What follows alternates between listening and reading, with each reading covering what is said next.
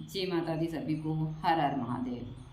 आज जो बात मैं आप लोगों को बताने जा रही हूँ, यदि आप इस पर अमल करते हैं तो आप बहुत बड़ी ठगी के शिकार होने से बचते हैं।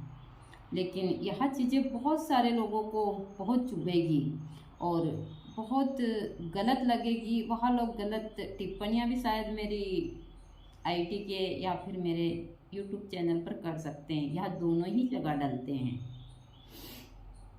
देखिए, सभी लोग मुझे माँ बोलते हैं और एक माँ होने के नाते मेरा फर्ज बनता है सही चीज़ें देना। मैं भगवती की साधक हूँ। मुझे किसी चीज़ का लोभ लालच या ऐसी कोई चीज़ें नहीं हैं कि मैं उसके कारण ये चीज़ें करूँ। जो एक माँ होती है वह जो भी कार्य करती है वह एक साफ दिल से और जो लोगों को फ़ायदा हो उसी हिसाब से करती है।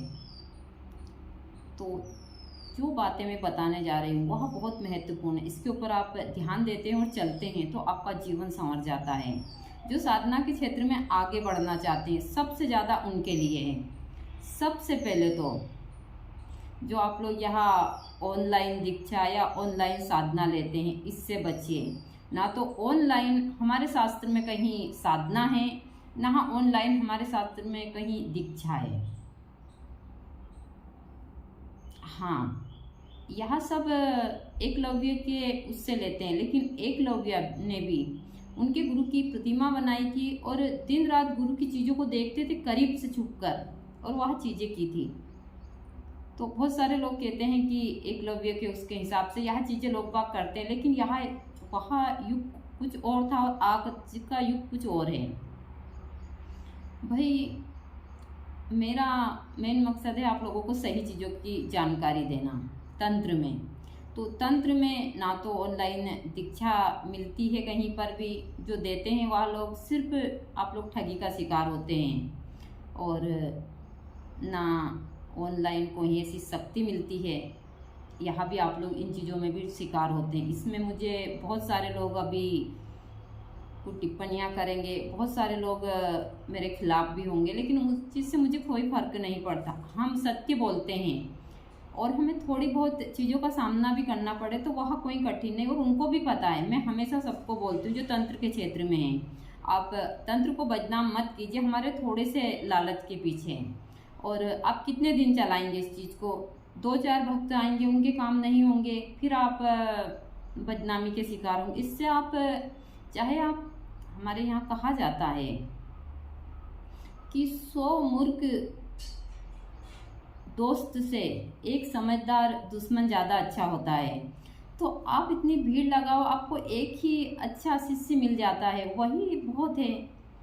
आप सबसे 1-1, 2-2 हज़ार रुपये लेते हो, आप किसी ऐसा भक्त का काम कर दोगे तो वो आपकी सारी पूर्ति कर देगा। जिसका अच्छा भी काम करोगे, अच्छी चीज़ें भी होगी और आपका भी उसमें नाम होगा। यह एकदम सत्य है। तो मैं सभी को बोलती हूँ, आप थोड़े पैसों के, यह बात लगती है सबको, जिनके ऊपर बीतती है वह जानते हैं, लेकिन आजकल बहुत सुविधा है, हम मेहनत से भी कमाते हैं। मैं महिला होकर यह सब काम एकदम सही तरीके से कर रही हूँ, जहाँ भगवती मुझे किसी बात की कमी नहीं आने दे रही है।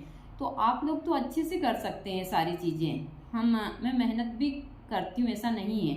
अपने घर के दैनिक कार्य सारी चीज़ें आश्रम की मैं खुद से ही करती हूँ।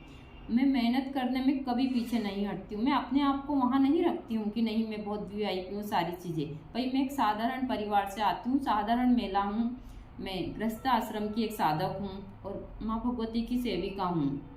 मैंने अपने गुरु के सानिध्य में 20 साल तक कंटिन्यू साधनाएँ की है, तो इन चीज़ों का मुझे अच्छे से ज्ञात है। दूसरे बहुत सारे भक्त मुझसे हमेशा पूछते हैं, आप मुझे एक बात बताइए कि एक छोटा बच्चा 3 या 4 साल के बच्चे को हम स्कूल भेजेंगे, एक हम 50 साल के बच्चे को स्कूल भेजेंगे, दोनों में क्या फ़र्क है? तो बहुत सारे लोग जब उम्र हो जाती है, मुझे 60 साल के लोग भी फ़ोन करते हैं कि हम साधना करना चाहते हैं। देखिए, बुरी लगेगी ये बातें, लेकिन यह एकदम सत्य है। हमारे शास्त्रों में भी लिखा है कि 25 से तो 40 तक आप साधना के क्षेत्र में आगे बढ़ गए तो आपने सब कुछ कर लिया, वरना उसके बाद में उम्र ढलती है, बहुत सारी बीमारियां होती है, और 50 के बाद में तो आपके साथ में एक जो दवाई गोली का थैला होता है वो हमेशा रहता है। डिनर के वक्त, लंच के वक्त, सारी चीज़ों में, नाश्ते के वक्त, पता नहीं कब कब आप गोलियां खाते हैं। आप कब साधना पर बैठेंगे, क्या करेंगे। साधना का क्षेत्र ऐसे नहीं है, कभी कभी हमको 10-10, 12-12 घंटे भी बैठना पड़ता है, और यह सत्य है। मैं अभी भी ये चीज़ें करती हूँ। आज मेरी हालत इसी कारण है, क्योंकि हमको साधना में जो साधक होता है वह हमेशा इसी हिसाब से रहता है, क्योंकि उसके अंदर वो दूसरी एनर्जियाँ होती है, लेकिन वह बहुत सारी चीज़ों में उसे उन चीज़ों का सामना करना पड़ता है, बहुत सारी चीज़ों पर कंट्रोल रखना पड़ता है। मैं हमेशा बोलती हूँ। तो आप यहाँ मत सोचिए, बहुत सारे लोग कहते हैं हम हर चीज़ में समर्थ है। देखिए, वह चीज़ें एक अलग हो गई, लेकिन जो साधना का क्षेत्र है वह अलग हो गया।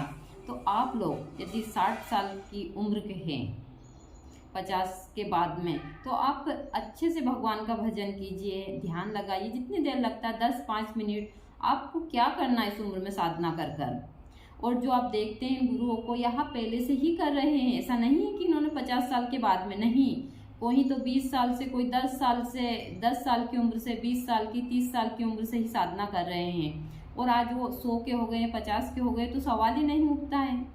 आज मैं 45 साल की हूँ, मैं ज़्यादा नहीं तो कम से कम मैं 30 साल से साधना, 30 से भी 25 साल की उम्र से मैं साधना कर रही हूँ। तो आज मैं यहाँ पर हूँ साधना के क्षेत्र में, तो अब मैं आगे भी कर सकती हूँ, ऐसा नहीं है, क्योंकि मुझे ये सारी चीज़ें रूटीन में आ चुकी है। लेकिन आप लोगों को यह चीज़ें बुरी लगती है, मैं बोलती हूँ तो आप लोग जब आपकी इतनी उम्र हो जाए, तो आप किसी के बहकावे में आकर या फिर इसी चीज़ों से आप इस क्षेत्र में आगे मत बढ़िए, कभी सफलता नहीं मिलेगी। हाँ, सफलता मिलेगी आपको, घर में दोनों टाइम आप पूजा पाठ कीजिए। दूसरा, आप थोड़ी देर ध्यान लगाइए, रनिंग कीजिए, मंत्र का जितनी देर हो सके जाप कीजिए आप, उससे आपकी आत्मा को बहुत शांति मिलेगी। और यही सारी चीज़ें बहुत महत्व रखती है।